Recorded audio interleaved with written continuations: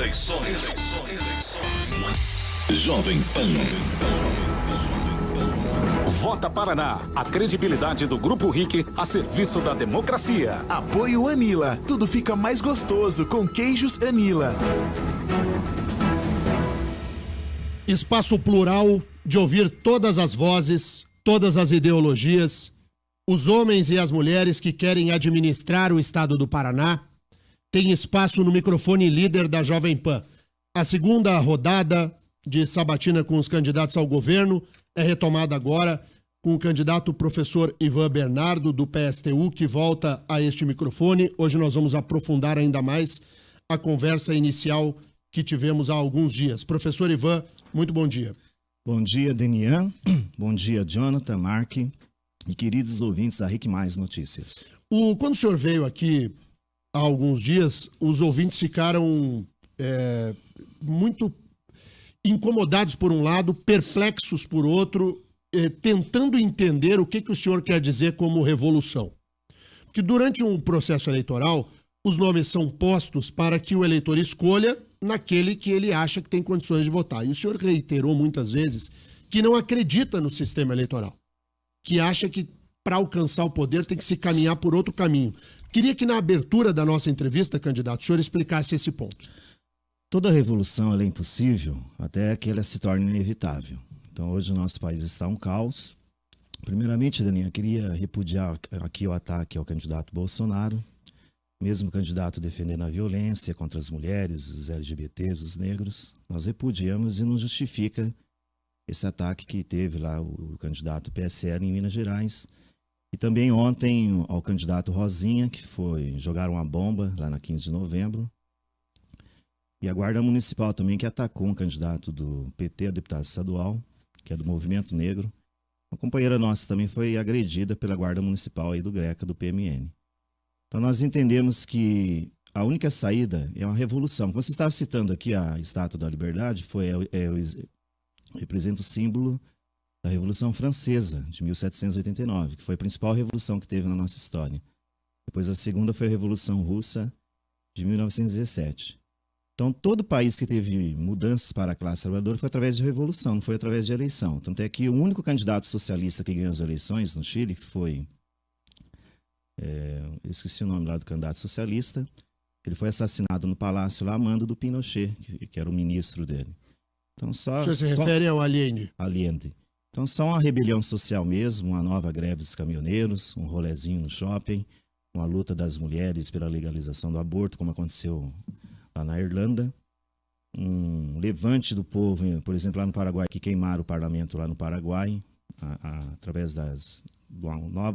uma poderosa greve geral, é que vai resolver os nossos problemas da nossa classe. Então, para a gente entender, o senhor não vem para a eleição para ganhar a eleição, o senhor vem para defender um discurso, é isso? Não, todo candidato quer ganhar a eleição. Só que a gente é realista, sabe que é muito difícil, nós só temos 5 segundos na TV. Então, o PT, o MDB, o PSDB, eles têm a maior parte do tempo de TV, tem dinheiro. Eu tive que vir a pé aqui para a rádio, até peço desculpa o atraso aí. O PT tem milhões para a campanha, o PMDB, o PSDB, né? Então a campanha é totalmente desigual e é um jogo de cartas marcadas. Eles só fazem essas eleições para legitimar essa fraude que vai, de certa forma, a tendência é ganhar esses candidatos dos ricos, aí, dos banqueiros, e que vai continuar atacando a classe trabalhadora e não vai resolver o problema da nossa classe em relação à saúde, à moradia, à infraestrutura, o lazer, a cultura e a arte. O senhor não acha, professor Ivan Bernardo, candidato ao governo do Paraná pelo PSTU, que o seu discurso ele parou no tempo? E eu faço essa pergunta a um professor. Porque nós vivemos uma outra revolução. E é uma revolução real, que é a revolução da informação, a revolução trazida à tona pela internet. Há pouco nós falávamos aqui de que vamos produzir conteúdo também pelo Instagram. Nós vivemos uma revolução, há uma revolução em curso. E o senhor fala de uma revolução lá de trás. Tem como ideal a Revolução Russa, de uma tomada do poder pelos trabalhadores, de um Estado máximo. O senhor não está olhando para trás, o PSTU, quando eu digo o senhor é o seu partido, não parou no tempo. Nós não temos que imaginar um outro Estado, um Estado defensor das liberdades efetivamente? Então, o Estado operário, que vai criar os conselhos populares, defende essa democracia ampla.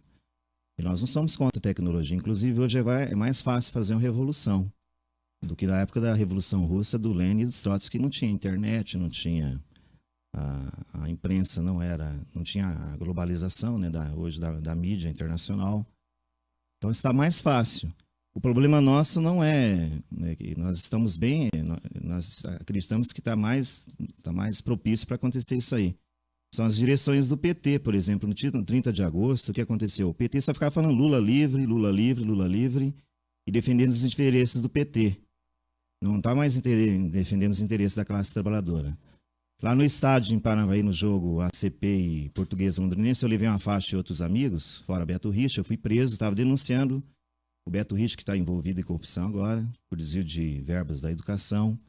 Eu fui preso, fiquei 3 horas preso na delegacia de Paranavaí, algemado, pela lei da Dilma, que era da FIFA, que não podia levar faixa para os estádios. Então a Dilma, ela fez uma lei, ela se submeteu à FIFA, e eu acabei sendo preso. E a própria direção da PP, porque o PST é o único partido de esquerda que não defende o Lula, nós defendemos os trabalhadores, que o Lula é um corrupto, ele tem que estar preso mesmo.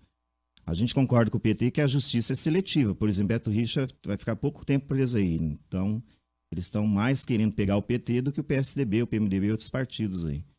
Então, nós defendemos que o Lula tem que estar preso, tem que confiscar os bens do Lula, porque o Lula não é mais um operário, é um milionário.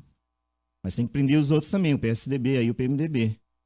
Né? Tem que ir, e dessa forma você vai moralizar mesmo, acabando com a corrupção, a justiça ela sendo para todos. Mas nós não acreditamos nessa justiça porque, lógico que ela tem seus interesses. O PT, se estivesse lá no poder, também ia usar a justiça, infelizmente, o aparato, para favorecer os interesses dos partidos aí, do poder deles, não a classe trabalhadora.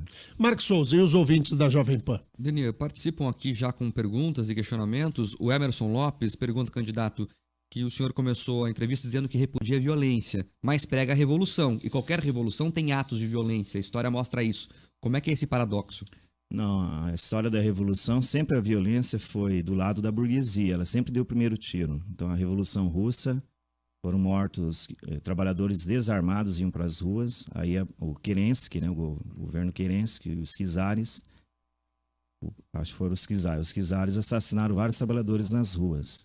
Permita, professor, fazer uma correção histórica. O Stalin matou milhões de pessoas na Mas o Revolução Stalin, Russa. nós não defendemos o Stalin. Mas o Stalin matou o Trotsky também. Não, o PSTU é da linha trotskista, de Leon Trotsky, que defendia a democracia operária, e o Stalin defendia a ditadura do socialismo no seu país. Inclusive, ele mandou assassinar o maior líder hoje que nós reivindicamos, que é o Leon Trotsky, em 1940, que foi assassinado no México. Mas então, o senhor concorda que o advento da Revolução Russa Stalin matou não era, milhões de pessoas? O Stalin não era... Não, a Revolução Russa não, a Contra-Revolução. O Japão, a Alemanha, os países imperialistas, a Inglaterra, depois da vitória da Revolução Russa, eles se uniram, esses países, para atacar o Estado operário, na época que era o Estado bolchevique. Então, quem matou milhões foram os contra-revolucionários e representantes do capitalismo. O Stalin não matou ninguém.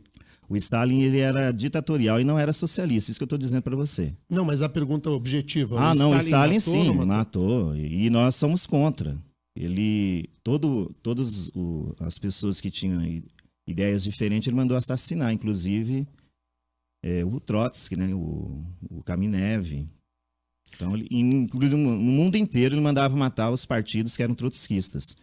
Então, inclusive, o PCB cumpriu um papel muito...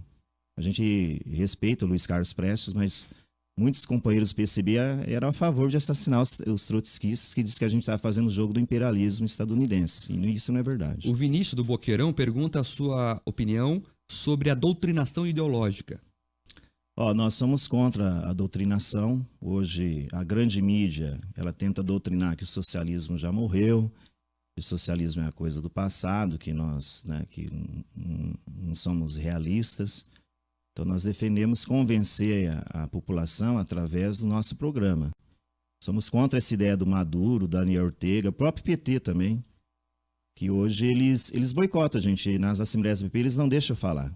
Quantos filiados o PSTU tem no estado do Paraná, candidato? Nós temos cerca de 2.000 filiados. E o senhor acha que um partido que tem apenas 2 mil filiados, que não tem, portanto, perspectiva de vitória para a eleição, a majoritária é muito difícil, o senhor está numa batalha, porque você aí do outro lado do rádio pode até criticar as ideias do Ivan Bernardo. Eu tenho críticas a muitas das ideias do Ivan, por exemplo, ele sabe disso. Mas é um homem que se dispõe ao debate político e por isso deve ser valorizado. Não há democracia sem pluralismo amplo de ideias. Mas a pergunta que faço é a seguinte: um partido de apenas 2 mil filiados, que representa uma estratificação da esquerda, de que sem dinheiro de fundo partidário, praticamente não tem tempo de televisão, muito baixa base de apoio social, popular, é um partido que não alcançou os corações das pessoas como o PT conseguiu, por exemplo. E o PSOL conseguiu depois também uma parte disso. Não há perspectiva de eleição de deputados, não há perspectiva de eleição de senadores, não há perspectiva de governador. E a sua candidata a presidente, a Vera, também tem chances mínimas de vitória. Por que seguir nessa empreitada, candidato, tendo que, como cenário, a derrota iminente ali na frente? Não, a nossa derrota não está nas eleições. A nossa ideologia entende que a vitória, como eu disse para você, a gente não entende igual o PT, o PSOL, o PCdoB, o PCO, que existe uma onda conservadora, que a classe trabalhadora está sofrendo derrotas. Na verdade, a classe trabalhadora sofreu traição do Lula, que antes de entrar no governo já fez acordo com o FMI. Lá em 2002 o senhor votou no Lula? Nós demos eu votei no Zé Maria, do PSTU. E no segundo turno nós chamamos apoio crítico ao Lula, porque ele tinha um vice dele, que era o Zé de Alencar, que é da FIENG, de Minas Gerais, um grande empresário, que explorava os trabalhadores no Haiti também, com as maquiladoras lá no Haiti. E o Lula, ele começou a servir como capitão do mato. Ele atendeu os interesses dos Estados Unidos para ocupar o Haiti com as Forças Armadas. E vários haitianos foram mortos pelo exército que foi enviado pelo Lula. O Lula, ele abriu acordo com o Obama. O Obama, na verdade, era um covarde que nem se reconhecia como negro. Invadiu o Paquistão também para Aí o PT sempre falava que os democratas eram mais progressistas do que os republicanos.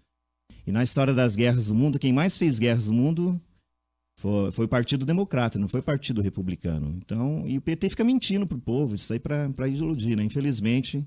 Então nós entendemos que a gente é pequeno hoje, mas como teve a vitória das mulheres pela ligação do aborto na Irlanda, a ocupação dos estudantes nas escolas. Então, a juventude quer lutar. É o PT que está tentando fazer um governo com abalação de classe, que está segurando as massas. A PP faz isso.